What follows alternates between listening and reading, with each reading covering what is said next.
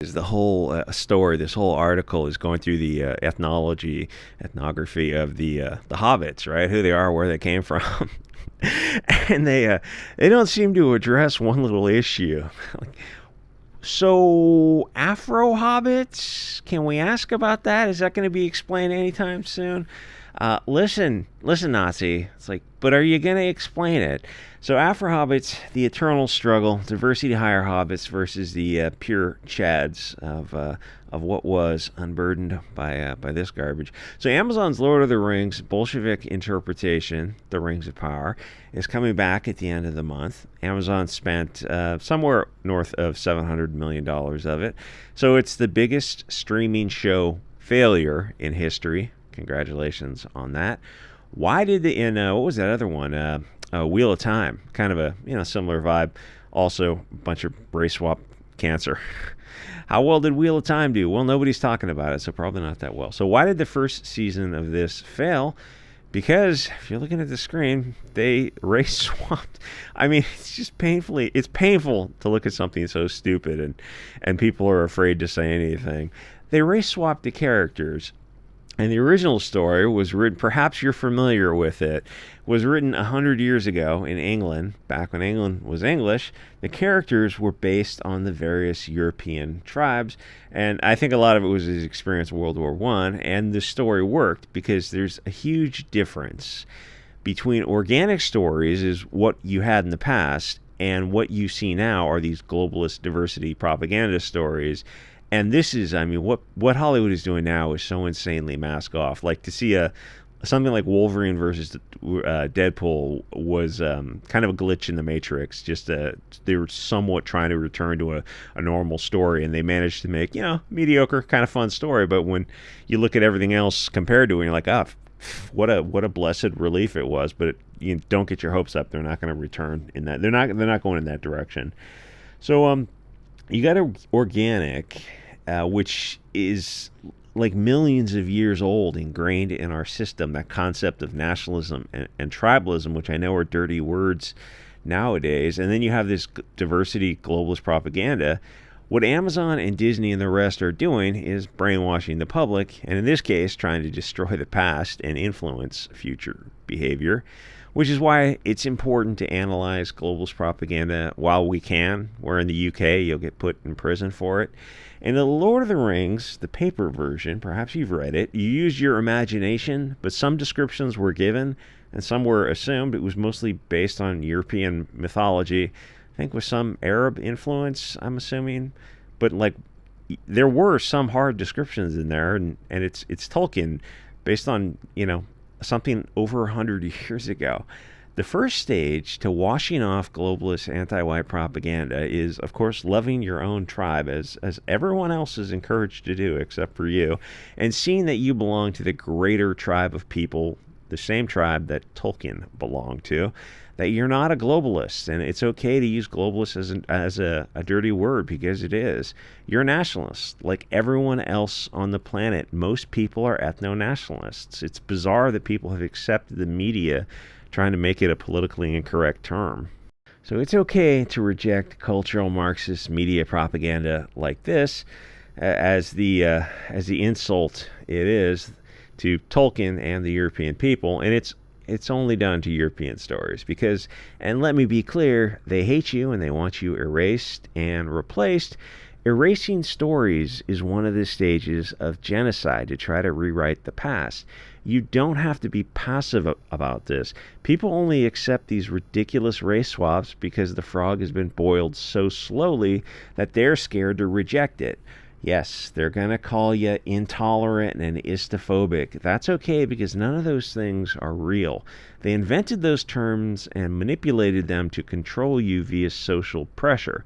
If you had shown Rings of Power to someone 20 years ago, they would have asked if it was a parody. Because the thing is the thing itself. Non-white elves and hobbits are not authentic. And everyone knows it, so all they have are ad hominem attacks and endless pill pull. We don't have to justify why we don't want race-swapped characters. They have to sell it to us. And thankfully, so far, with the bombing first season, and I hope the second season doesn't turn itself around. They haven't sold it to the audience, and I'm sure a lot of people will tune in to the first and second uh, episodes for the season 2 to see how bad it is or what if they're going to turn it around. It's like they're not going to. People are not on board with this because it's not Lord of the Rings. The story is English. This is an insult, not just to Tolkien and the European people, but to the story concept itself, because it doesn't make sense. The viewer looks at a tribe of hobbits and simply asks, why are the non-white characters mixed in with the ones that are supposed to be from England? That wasn't in the story, so why are you changing it? And their answer is the standard Frankfurt School babble about updating the story and inclusion, which is crap. Amazon is not the creator of the story. They're not the alpha and omega. They don't have the greatness or capability of the creator. If they did, they would write their own story. They can't create. They can only alter and make impure. I don't want globalist Hollywood replacement hobbits. I want hobbits that are based on the UK that Tolkien envisioned. The legal rights to this story obviously belong to the highest bidder. They can sodomize it all they want, but it's not the story. It's communist propaganda made by the worst people on earth. Amazon, which is known for writing original stories, no, I think the packaging and shipping, artificial intelligence, computers, not a whole lot in the creativity department. And the thing is, if they love Tolkien, they would respect the story. Think what hubris you have to think that you are better than the author of the best fantasy series ever written. That's the power of being a Marxist. The concept of diversity and all that isn't a real concept to them. They don't care because they're only doing it to your tribe. They just hate you, and they use this stochastic defamation to shape a narrative that Europeans can't have amazing stories without the help of nons. It's globalist diversity for your stories, but not for theirs. They use the media to shape society and reality, and it's remarkably effective. Though the white pill is social media, alt payment processors, this kind of stuff in some tiny little way. It's not just this tiny little channel. It's that there's thousands of these kind of channels, whether on Odyssey and BitChute or now on Twitter, or growing across social media, that are able to push back on a narrative by trying to break it down. They don't care if the shows lose money. They know that if they stuck to the story, they would have had a massive hit. And if they did, it would have been, we're talking like it would have been billions of dollars. If they put like $750 million into this, and if they had made it look like Peter Jackson's original story, this thing would have been a runaway hit for Amazon. They break down the numbers before they do anything, really, especially something that is at this level of cost. They know that if they stuck with the Tolkien story as he envisioned it, they would probably make $1 billion. And if they erase the story, the English, then they'll lose money. They don't care. They knew that ahead of time. Movies aren't movies. They're propaganda. They always have been. A story is always somebody's vision of the world. I think that's fair to say. But over what America and Hollywood did, and not just Hollywood, but even things like Levi Strauss going to Europe, there's a meme that shows what European fashion was like before American came and just destroyed it, where everything was distinct and people made their own clothes, and it was tied to the region. And then after, I guess, post-war, American fashion companies, Levi was one of them, every woman was wearing that. It's just, you look at what has been lost, and you're like, this is how you erase the people. And you do it with the McDonald's of America, just going to Europe, and now you look at America, and you're like, Hollywood is a big part of it, though. What Hollywood has done has been absolutely... The further you study this, the more you look at Hollywood in a new way. And the thing is, stories organically, from going back around the campfire 10,000 years ago with, Grog and Ugg and the wolves outside howling, soon to become domesticated pets, they're very national, tribal stories about hunting and whatnot. And they've been that way all up until the very early days of Hollywood. There still were, and there still are, some, like Peter Jackson's Lord of the Rings is one example, made 25 years ago, but that's one rare example. Early on in Hollywood, it changed. Like, there still were some black and white stories that were told that were organic but it changed, I mean, really quickly. Even in World War II type of movies, there was propaganda in those movies that I probably wouldn't have noticed a few years ago, but I noticed them now. Where's I going with this? The thing is, it's always somebody's vision of the world, but they keep going further and further mask off with their dystopian, sinister view of the world instead of the right-hand path. It's from, I'm trying to say it was from nationalist organic tribal stories to globalist propaganda, where it's ElfQuest, the comic, versus some other, like Hobbit comic. If you're familiar with ElfQuest, they get a couple issues in, and then there's a scene where one of the white elves meet the black elf tribe or something, and they give you some lesson that they're all the same, and it's like, oh, this is the propaganda we're talking about. This isn't organic. You put this in here. Like, oh, listen. You put this, you put this in here to push some hippy-dippy 70s narrative whenever that thing came out. And I'm sure she made a ton of money on ElfQuest, but it's like, this is propaganda. This is why this stuff doesn't stand the test of time. Anyway, the diverse, highly functioning fictional rings of power works so well in fiction. It's not logical because of the simple question of, the only suspension of disbelief hits a wall at NASCAR speed, because all you have to do is go, so why don't all the characters look like they belong together? Look European. It's a race of elves or hobbits or dwarves. A race of the people are all a distinct group with unique DNA groupings, the haplotypes and whatnot. You have the elves as taller and thinner and a lot of blonde hair in there. They're based off the Nordic people. But when you see the Amazon abomination, you have an Afro elf and whatnot. I was going to ask you, how do you explain it, but it's pointless. The elves are the race of elves with, as I remember, 3 divisions for mountain or river or forest elves, and they're all a little bit different, but they all belong to the, almost said master group above them. So when I keep coming back to the question, why did you race swap the European appearing characters to insert your Bolshevik worldview? Why do you think you're better than the god of the world? The author is I'm not trying to be blasphemous, but the author is the god of his own story. And the blue hair, and himself, I think he was Catholic. And so was the other guy who wrote, obviously, the Lion, the Witch, and the Wardrobe. Son of a gun, I forget the guy's name. And or some variety of Christian or something, because when they made stories about them, they conveniently left the Christian part out for some wacky reason. And the blue-haired SJW weirdo's only response is a non-response. They say diversity, but that's not an answer. The story as created had the diversity that the writer intended. Why did you change it to advance your parasitical, anti-white, anti-nation worldview? Because they're evil. They don't create. They alter, adulterate, and make impure and stupid. They made a show that is painfully, painfully stupid. The underlying, and they're going through the ethnic breakdown of these characters, and I guess the self-awareness is just unbelievably lacking.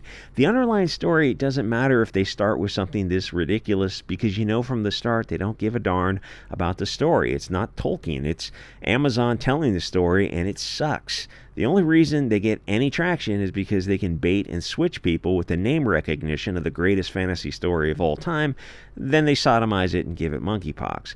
Why exactly did you change the story? The characters are European. If you made them African or Indian, the story falls apart. It's okay to have stories that respect European mythos, but that's why they destroy your stories and not theirs. They're removing your stories, your history, your legends, and rewriting history.